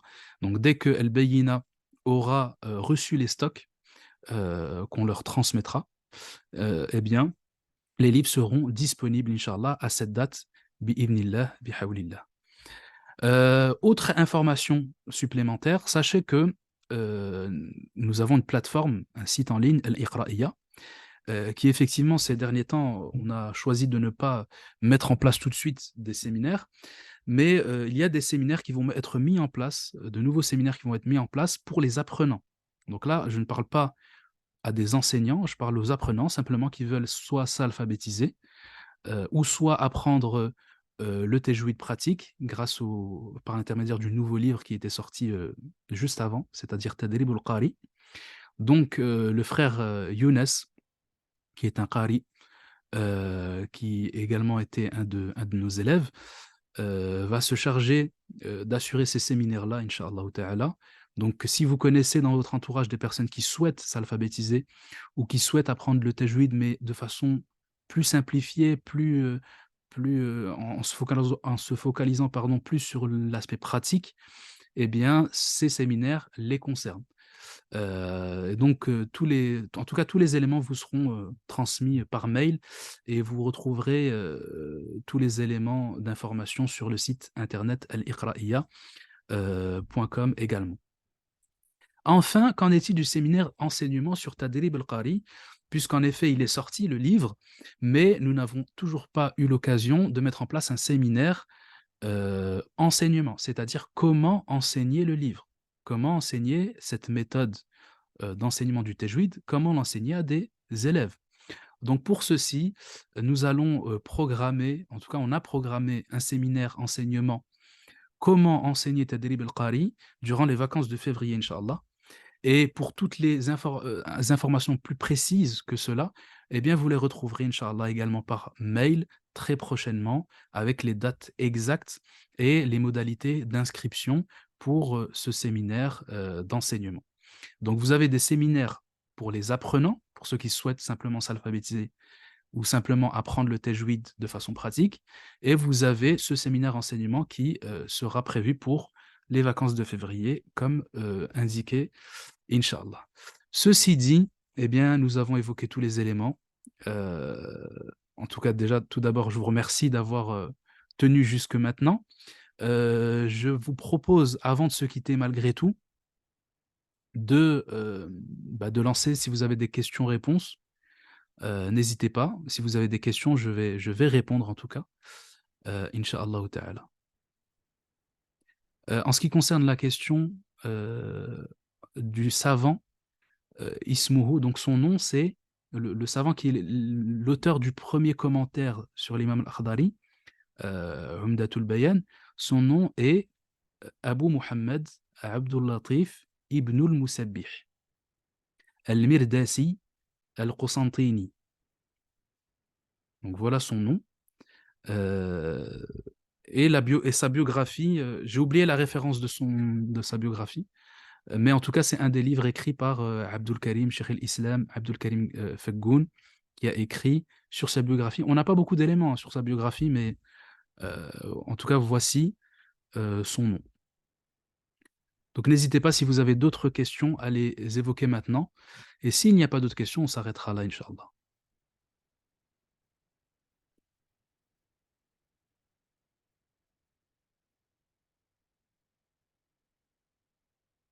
Donc je vois que personne n'écrit, donc on va considérer que tout a été dit, incha'Allah ta'ala. En tout cas, merci beaucoup, de votre présence, de votre fidélité pour certains, et merci de votre curiosité pour d'autres qui nous rejoignent et qui s'intéressent à la méthode. En tout cas, j'espère, inch'Allah, que cette méthodologie, et je demande à Allah ta'ala de nous faciliter à cet objectif-là, qui est véritablement de faire en sorte que nos enfants et que le commun des musulmans, eh bien, aient accès à ces connaissances qui malheureusement sont devenues avec le temps extrêmement inaccessibles. Qu'Allah, permette, heu, à toutes ces personnes, eh bien, d'avoir accès par l'intermédiaire de ce livre-là, à toutes ces connaissances, à tout ce qui est nécessaire finalement, que tout musulman doit savoir. Eh bien, en tout cas, c'est notre objectif. Notre objectif, c'est vraiment que cela soit profitable à vos enfants et à vos familles et à toute personne désireuse d'avoir le nécessaire qu'elle a besoin de connaître de la religion, et en plus de ça, de façon accessible, et rapide, dans son utilisation, et que ce soit en tant qu'apprenant et enseignant. En tout cas, qu'Allah accepte, Et toujours est-il qu'on va se revoir très prochainement pour de futurs séminaires, celui sur Tadir Belqari. Puis, après Tadir Belqari, nécessairement, il y aura un séminaire enseignement sur la deuxième partie, Inch'Allah ta'ala. Sur ce, eh bien, qu'Allah vous préserve, vous ainsi que vos familles, et on se retrouve très bientôt. Bi'idhnillah. سبحانك اللهم وبحمدك نشهد أن لا إله إلا أنت نستغفرك ونتوب إليك. Je vois une dernière question, je vais y répondre, Inch'Allah, par rapport à l'application. Est-ce qu'on va mettre une application? Effectivement, on a ce souhait-là, depuis toujours d'ailleurs, de faire une application déjà pour le programme d'alphabétisation. Parce que clairement, il y a quelque chose à faire de similaire à Nourania, puisque Nourania, ben, on est vraiment sur le même type d'enseignement. Donc, ils ont une application intéressante de ce point de vue-là. Et on a ce projet de mettre en place une application pour cela. Heu, Malheureusement, c'est pas encore fait, c'est pas encore forcément d'actualité. Peut-être qu'Inch'Allah, on fera les rencontres qui pourraient peut-être débloquer, ce projet-là et faire en sorte de déléguer ce projet-là à un prestataire qui serait en capacité de le faire, Inch'Allah ta'ala. Mais en tout cas, c'est dans nos objectifs et je pense que tôt ou tard, ça va arriver très, très prochainement, Inch'Allah. À mon avis, d'ici une année, je pense qu'on va commencer à être dans le concret en ce qui concerne la création d'une application pour la méthode d'alphabétisation déjà dans un premier temps, Inch'Allah. Barakallahu fikum, subhanakallahumma wa bihamdik, nashhadu an la ilaha illa ant, nastaghfiruka wa natubu ilayk, subhana rabbika rabbil izzati amma yasifun, wa salamun ala al-mursalin, walhamdulillahi rabbil alamin, wassalamu alaykum wa rahmatullahi wa barakatuh.